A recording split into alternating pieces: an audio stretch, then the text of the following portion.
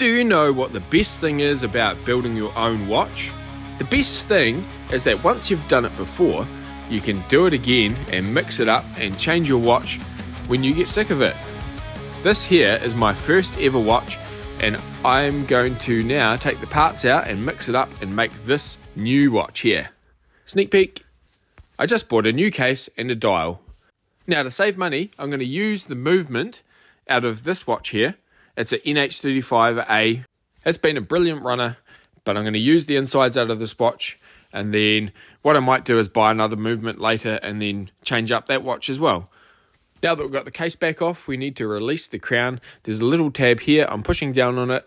The crown slides out like that, easy. Now turn it over, gently tap out the movement from the original casing, and here we go. That's my movement. It's got some hands on it. It's NH35A. It's an awesome movement. Quality build. A lot of people use them. Highly recommend it. Get yourself a movement holder like that one there. Now what we need to do is get the original hands and dial off this unit. With this movement, when you pull the crown all the way out, the second hand stops. This is called hacking, and it's really good for when you want to pull the hands off because they don't move. Just pry it up here, pops out, away it goes, ping. Probably not the best way to do it. I've got these hand removers. They're a bit dangerous because they can scratch the dial. I made a dial protector out of a piece of cardboard. You can actually buy them if you want. There we go. Take the dial off the movement, and this is the dial. Looking sharp, still in good order. Had it for ages. Still going strong. Now, we grab the new dial from this case. It's something that I've chosen. I just picked the colours myself because I thought it looked good. That's the beauty of it. You can pick and choose whatever you want as long as it's compatible with the movement and the case.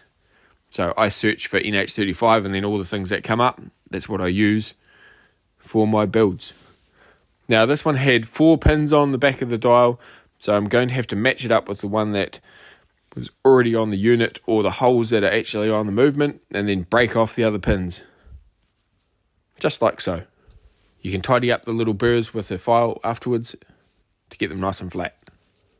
When the dial's ready, you can grab the movement, have a look at the holes in the casings, line it up and press it on. Make sure it's flush and sitting nicely and that the date window lines up with the crown or the date window on your casing.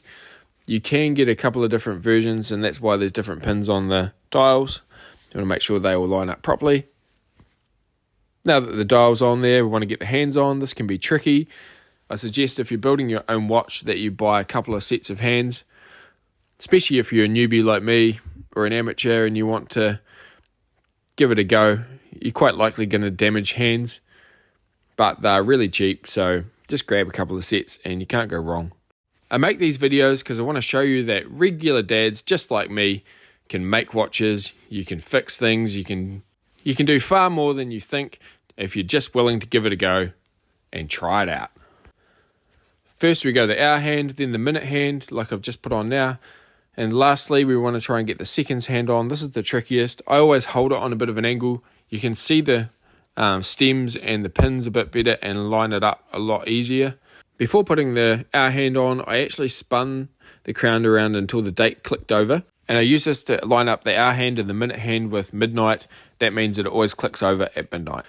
Before you put the seconds hand on, you want to just give it a spin all the way around and make sure that the hands are clearing and they're parallel. On goes the seconds hand. Push this one very gently. Make sure it's lined up before you push any pressure onto it.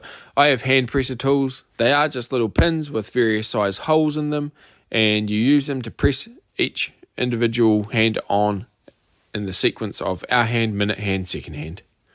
With the seconds hand on and it's parallel, rotate the hands around a full rotation and make sure that there's no clashes, nothing hits, that the seconds hand doesn't get knocked. And if it makes it all the way around, then you're good to go. Now let's check the seconds hand. Watch it glide around the dial. How good does that look?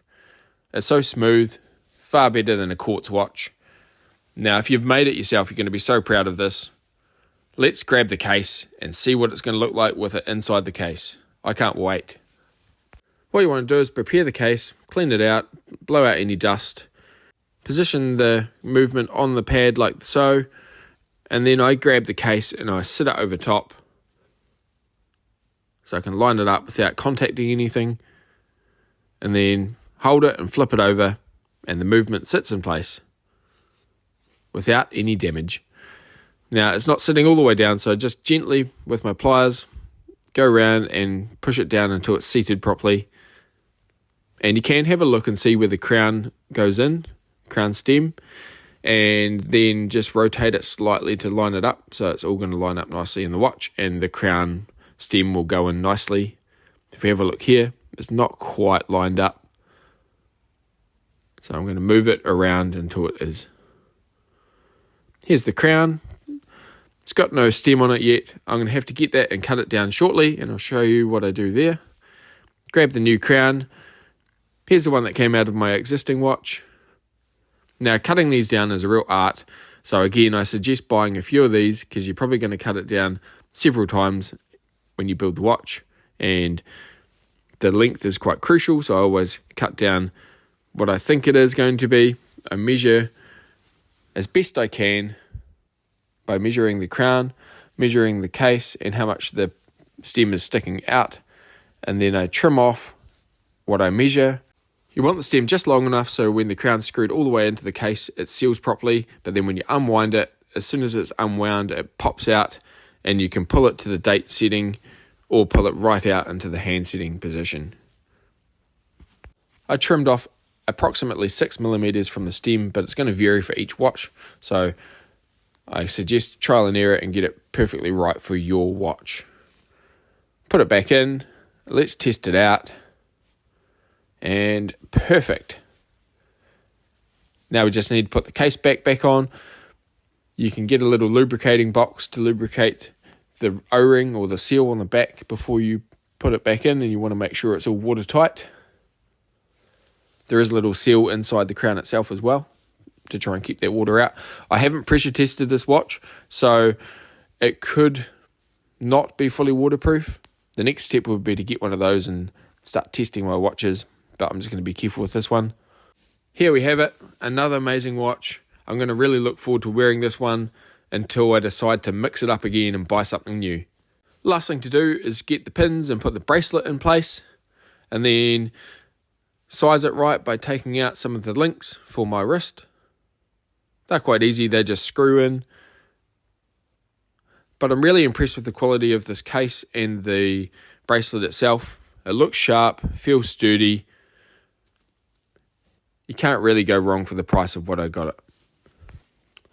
Let's do the other side. And we nearly have a fully functioning watch. Again, this is a mix and match, so it's a really low cost way of getting a new watch or mixing up what you wear and just having a lot of fun during the process. I really hope you've enjoyed the video. Let's take a look at the final result. And if you think it's cool, if you got value from this video, then please subscribe to my channel. I would love that. And watch out for more awesome videos like this. Check out that date through the magnification window. How good. The watch itself looks amazing. I'm impressed. The bracelet itself can be adjusting, so you can see it slides in there, so you can adjust it tighter or looser depending on your wrist. And overall, I'm super pleased with how this turned out. Hit a like if you think so too. Thanks for watching. See you next time.